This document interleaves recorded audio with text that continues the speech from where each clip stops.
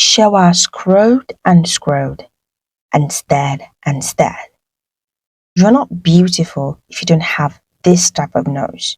You are not attractive if your lips aren't this shape. You are only beautiful by the standard of the world if you have a certain body shape. You are only relevant if you have a certain type of lifestyle. This was what the pictures and videos Shewa had been watching were telling her. At least it was her interpretation of what she was looking at. She looked nothing like those girls. They were skinny, yet curvy. They were rich, had the perfect face, white teeth, and they had handsome men on their arms. She lay on her bed and dreamt of a life these women were living. Shewa would give anything to live the life she saw on social media, to look happy and fulfilled, and for people she didn't know to envy and want to be her. In the morning, Shewa stared at her face in the mirror. She wondered when her pimple would stop embarrassing her. She was 25 years old, and still she had to deal with acne. If only she had enough money to buy all the products people swore by online, then she wouldn't feel so embarrassed about her face. Men only wanted women with a beautiful, fresh face. This was what she told herself. To find a rich, good-looking man, you have to be beautiful. An appealing woman was what every man wanted. She rationalized that was the reason why men weren't approaching her. A notification popped up on her phone. It was the picture of an influencer she was following on social media. She looked at the picture of the perfect woman before her and a perfect life. She scowled at the picture and said to no one in particular, "I'm sure she's ugly in real life, and she's just pretending to be happy. She's probably really sad." The bitterness dripping from her voice. She put the phone down and got ready for work. The last person she wanted to run into was Lydie, the beautiful, curvy girl who was everyone's favorite. It was like she didn't exist, and she knew why people treated her like that. Lydie always had people talking. She also brought gifts for every one of her friends in the office, and she was always picked up in different cars every weekend by different men. They were both secretaries, but their lives were too different. If only, she thought, she had something to attract a man. But she had no prominent features, nor had money to get those features.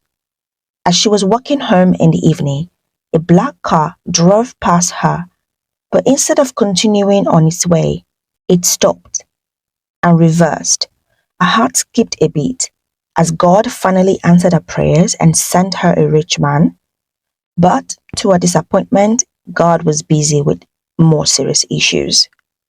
Lydie peered ahead out of the car and asked Shewa if she would like a ride home. Shewa smiled and politely refused. There was nothing more horrible than being a third wheel with a woman she hated. And so Lydie and a new flavor of the month drove away. Shewa was tired.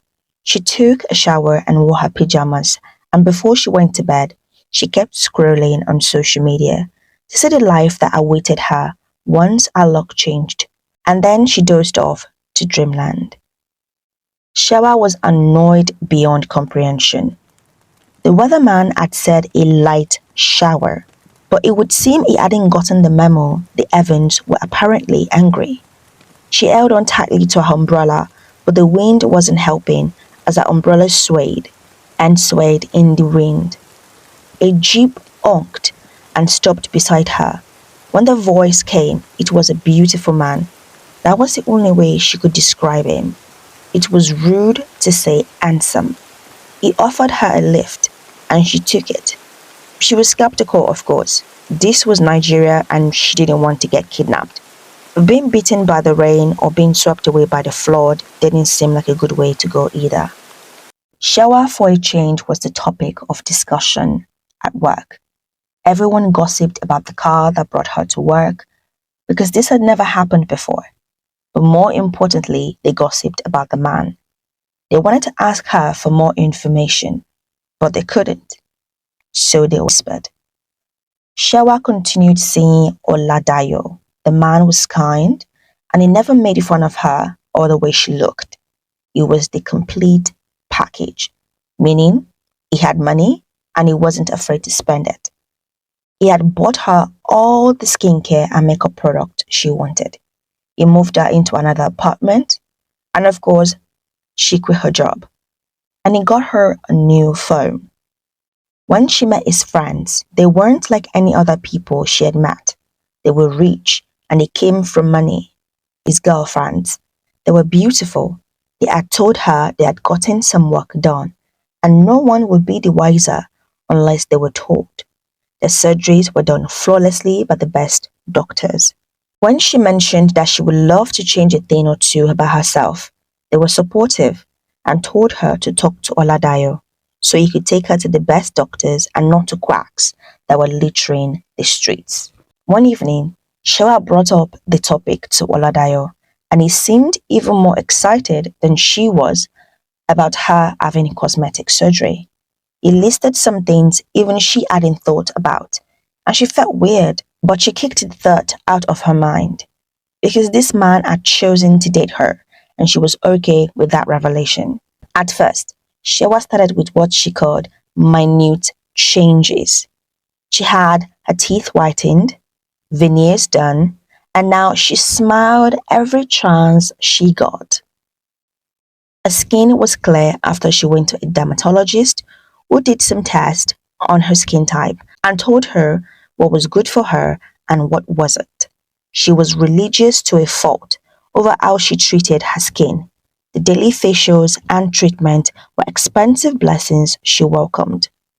She looked gorgeous, ethereal, breathtaking. At least that was the comment she got under a post.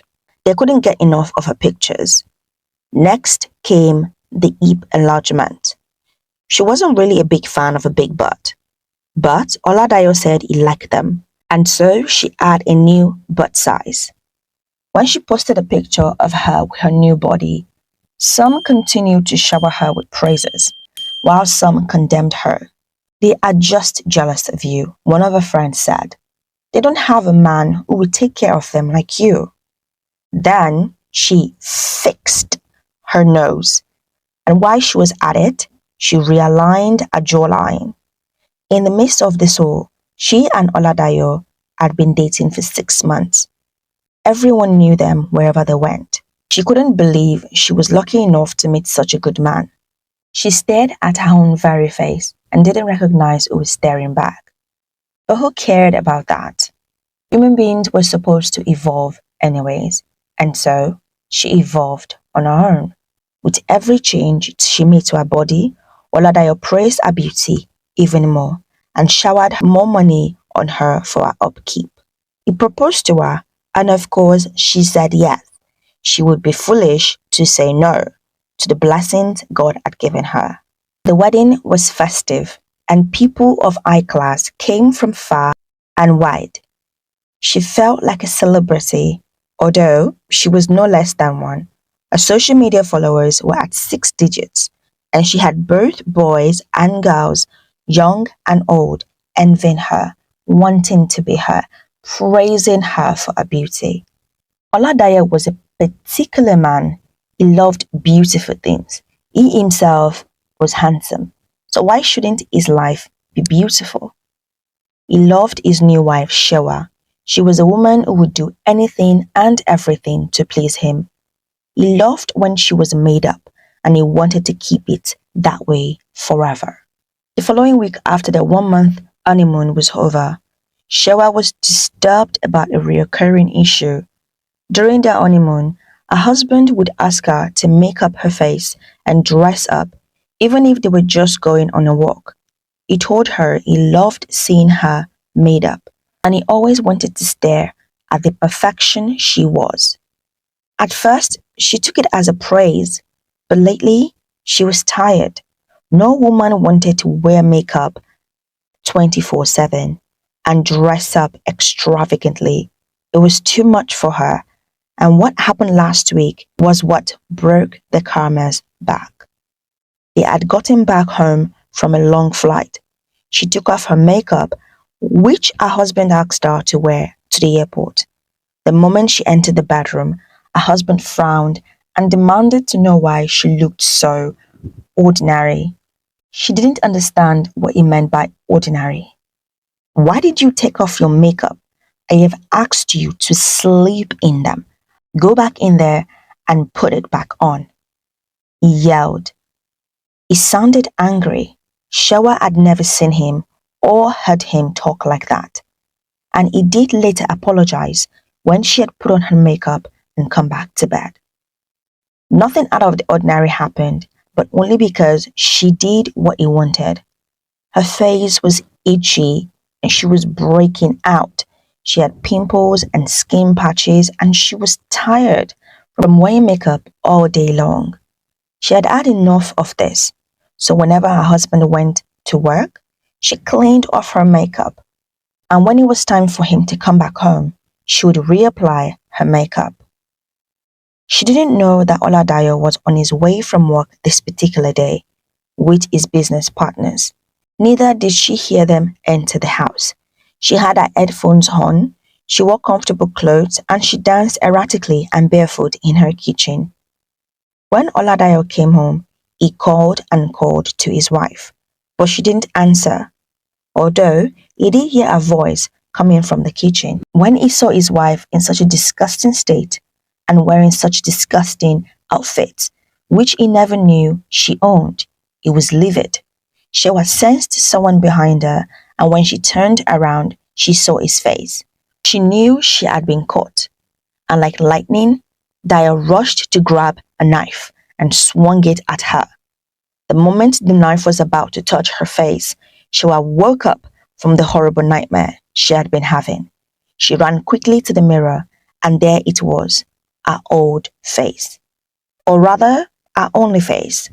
She was shaking from the dream that looked too much like reality. She touched her face again, and she was glad she could recognize the person staring back at her. The end. Were any of you aware that this was just a dream? Let me know in the comments. And what do you think about Showa's attitude to social media, to how she viewed everyone on social media, and how she wanted her life to be picture perfect? Thank you for watching. Don't forget to subscribe.